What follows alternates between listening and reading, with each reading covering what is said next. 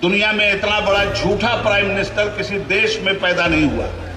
5,575 झूठे मरे थे तो ये अकेले पैदा हुए थे। बीजेपी पे कभी भरोसा मत करना। हिंदी में इसको कहते हैं भाजपा।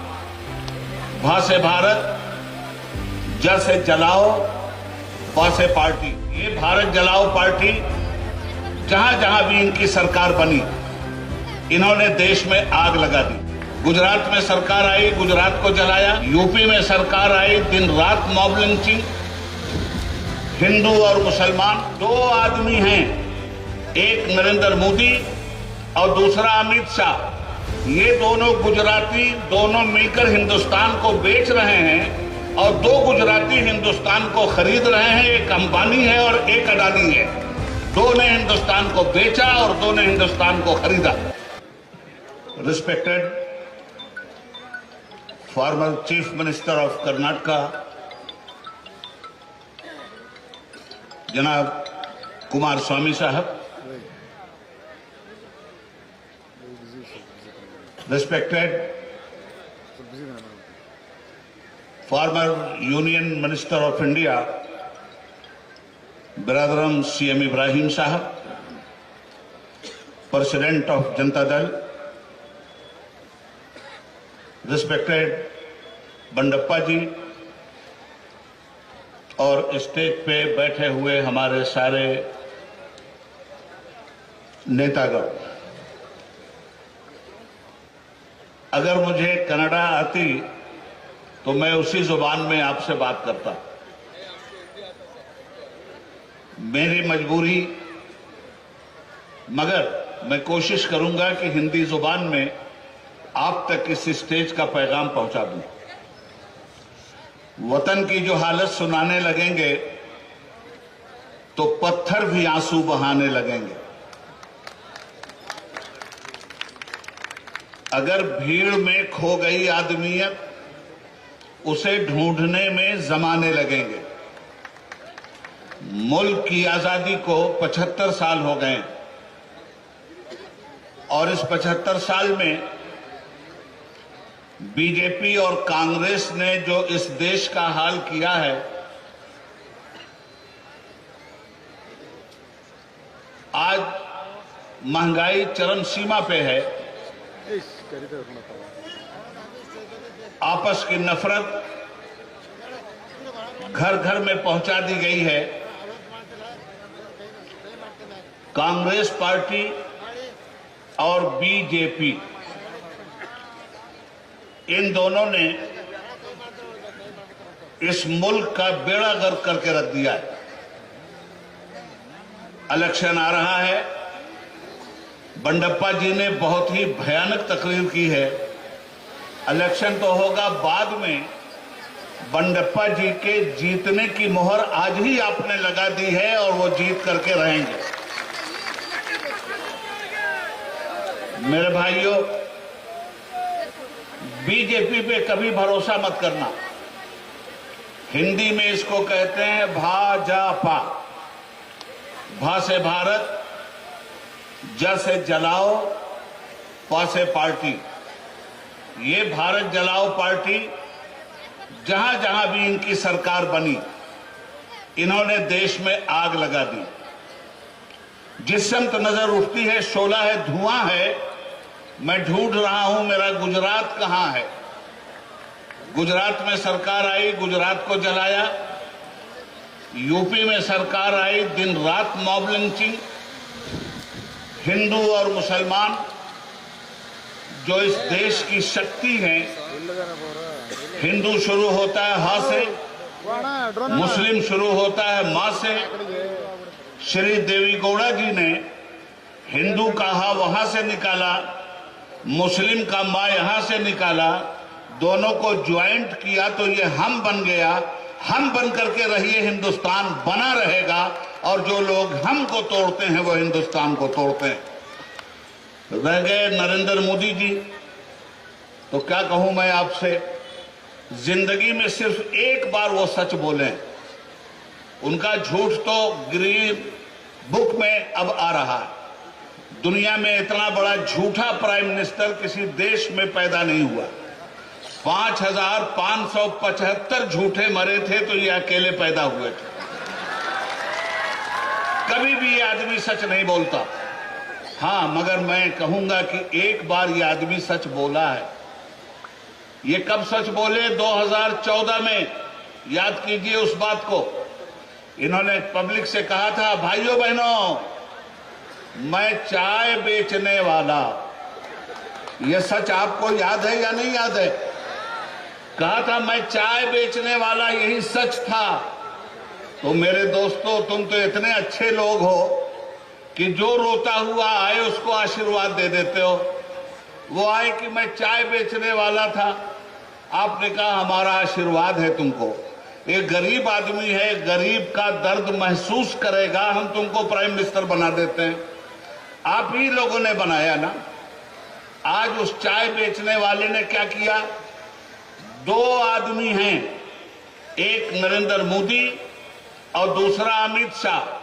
ये दोनों गुजराती, दोनों मिलकर हिंदुस्तान को बेच रहे हैं और 2 गुजराती हिंदुस्तान को खरीद रहे हैं। एक अंबानी है और एक अडानी है। 2 ने हिंदुस्तान को बेचा और 2 ने हिंदुस्तान को खरीदा। आगे आइए, चाय बेचने वाले पे आपको इतना प्यार आ गया था, आपकी गली में क्या ठेले पे केला बेचने वाले नहीं हैं? आपके यहां क्या परचून की दुकान करने वाले गरीब लोग नहीं हैं? अरे यार, इस चाय बेचने वाले को क्यों बनाया? पान बेचने वाले को बना देते, कम से कम पूछ के तो चूना लगाता। इसने तो बिना पूछे हुए पूरे देश को चूना लगा दिया।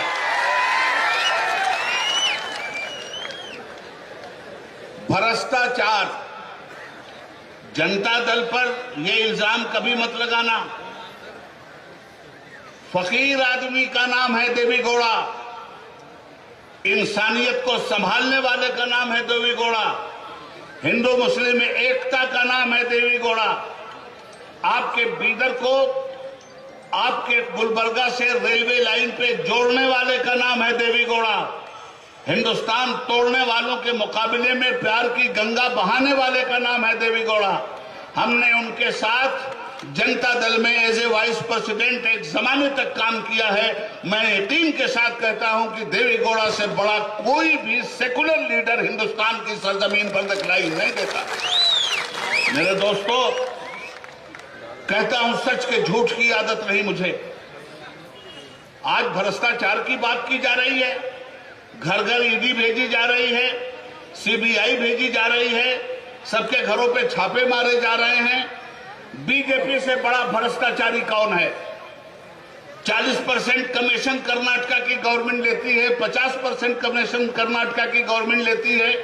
जहां देखो वहीं रिश्वत, जहां देखो वहीं बेईमानी। ये लोग ऐसे हैं कि ममता बनर्जी की गवर्नमेंट है बंगाल में, मुकुल राय उनकी पार्टी में थे, तो मुकुल राय पर भ्रष्टाचार का इल्जाम लगाया और उसके बाद मुकुल राय को तोड़ा ममता बनर्जी से। जब तक वो ममता बनर्जी के साथ थे तब तक भ्रष्टाचारी थे, और जिस दिन बीजेपी में वो आए, बीजेपी ने उनको वाइस प्रेसिडेंट ऑफ बीजेपी बनाया और वो भ्रष्टाचार से पाक हो गए। शुभेंदु अधिकारी है वहां। कल इस शारदा स्कैम के नाम पर उसके ऊपर छापामारी की गई, मगर जब वो बीजेपी में आ गया तो असेंबली में लीडर ऑफ द अपोजिशन उसको बना दिया गया। गोया जितने भ्रष्टाचारी हैं, जितने गुनहगार हैं, जब तक वो बीजेपी में नहीं हैं तब तक तो ठीक, और जब बीजेपी में आ गए तो सारा गुनाह माफ। चंगेज खान का नाम सुना है आपने? चंगेज खान ने 60 लाख आदमियों को मरवाया था। तो जब मरने लगा चंगेज खान, तो उसने अपने प्राइम मिनिस्टर से कहा कि ये बताओ कि मैंने कितने लोगों को मारा।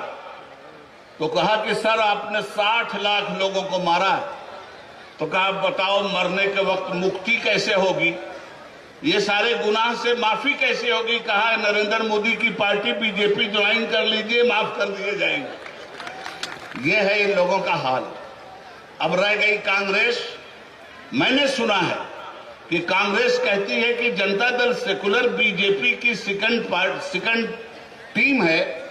मैं कांग्रेस को वो दिन याद दिलाना चाहता हूं जब वीपी सिंह साहब ex prime minister of India की सरकार गिराने के लिए बीजेपी ने समर्थन वापस लिया था, तो इस पार्लियामेंट में वीपी सिंह साहब ने एतमाद का वोट लेने के लिए जब ऐलान किया तो बीजेपी के साथ यही कांग्रेस खड़ी थी जिसने सेकुलर पार्टी जनता दल की सरकार गिनाई थी।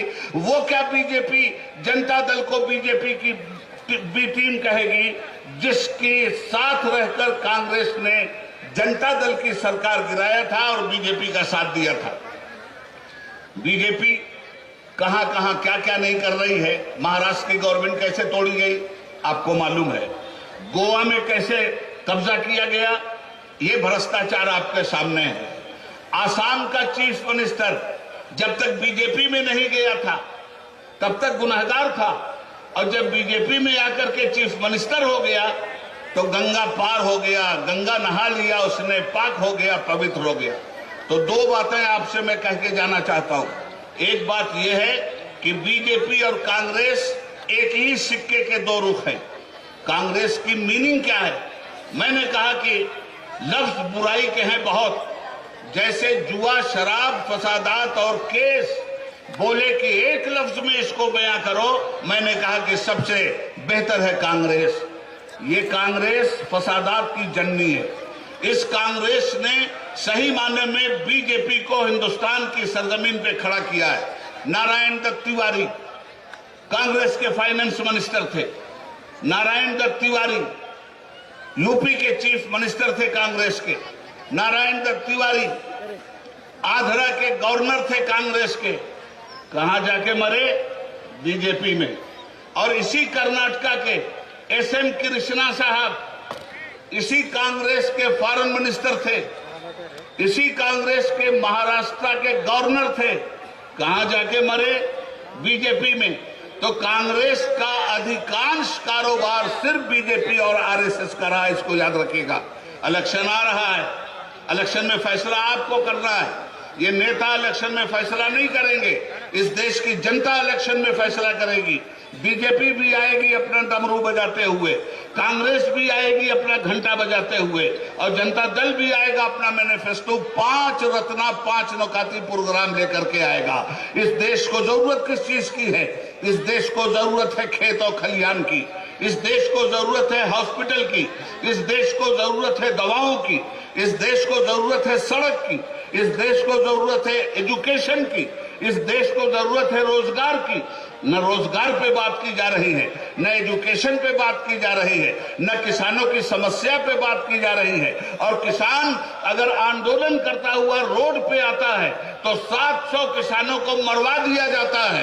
ये काला कानून लाने वाले लोग सफेद अंग्रेज इस हिंदुस्तान से जब चले गए तो इसी तरह की काली औलादों को पैदा करके गए हैं। जो काम अंग्रेजों ने किया था वही काम आज का डिक्टेटर कर रहा है। इस इलेक्शन में याद रखिएगा बीजेपी ने एक खेल किया है। वो खेल ये है कि हर मजबूत कैंडिडेट के मुकाबले में जनता दल के कुछ खरीदे हुए मुसलमानों को खड़ा करेगी। 10,000 ले लो, 20,000 ले लो, 50,000 ले लो, 1 लाख, जिसकी जैसी हैसियत पैसा लो, 2,000 वोट काटो। इन वोट कटुओं से आप होशियार रहिएगा। दूसरी बात यह है कि इलेक्शन में हिंदू और मुसलमान देखकर फैसला करने की जरूरत नहीं है, इंसाफ देखकर फैसला करने की जरूरत है। समाज की समस्या को देख के फैसला करने की जरूरत है। ये नेता कुछ भी नहीं कर सकते, लाख चौकी में बैठे हों, इनकी हैसियत सिर्फ चौकीदार की है। और आप लाख जमीन पे बैठे हों, आपकी हैसियत जमींदार की है। जमींदार तय करेगा कि उसका चौकीदार कैसा होना चाहिए। अगर चौकीदार ने 5 साल तक अच्छी चौकीदारी की है तो उसको फिर वापस ले आना, और अगर चौकीदार ने तुम्हारे साथ बेईमानी की है तो जिसको चौकीदार बनाया था उसी को कुर्सी से उठा करके ले जाके बीदर के किसी जंगल का गीदड़ बना देना। इसलिए याद रखना, हिंदुस्तान की सरजमीन पर ऐसे जियालों की जरूरत है जिसका नाम कुमार स्वामी है, ऐसे कर्मठ लोगों की जरूरत है जिसका नाम कुमार स्वामी है। आज ये हिंदुस्तान में वाहिद लीडर आपकी कर्नाटका की सरजमीन पर है जिसने अपने बाप की सच्ची जानशीनी का हक अदा किया। जो कुछ देवी गौड़ा ने इस समाज को यकीन दिला करके प्रैक्टिकल में काम किया था, आज उसी काम को देवीगौड़ा जी के रूप में आप कुमार स्वामी को देख सकते हैं। कल भी कुमार स्वामी इन गरीबों के साथी थे, आज भी कुमार स्वामी आप गरीबों के साथी हैं। याद रखिएगा, इस देश को बचाने के लिए सबसे बड़ी ताकत है एकता, आपसी सद्भाव, इंसानियत। हमारा काम मंदिर और मस्जिद के नाम पे लड़ना नहीं है, और मंदिर और मस्जिद हमारा इशू भी नहीं है। हमारा इशू है गरीबी, हमारा इशू है रोजगार, हमारा इशू है जनता का उत्थान, हमारा इशू है तालीम। कह तो दिया था बीजेपी ने, हर साल 2 करोड़ लोगों को देंगे। क्या देंगे? रोजगार देंगे। घंटा दिया। जब रोजगार लोगों ने मांगा तो कहा गया पकौड़ा बेचो। पढ़ा लिखा आदमी, उसको जलील कर रहे हो कि वो पकौड़ा बेचे।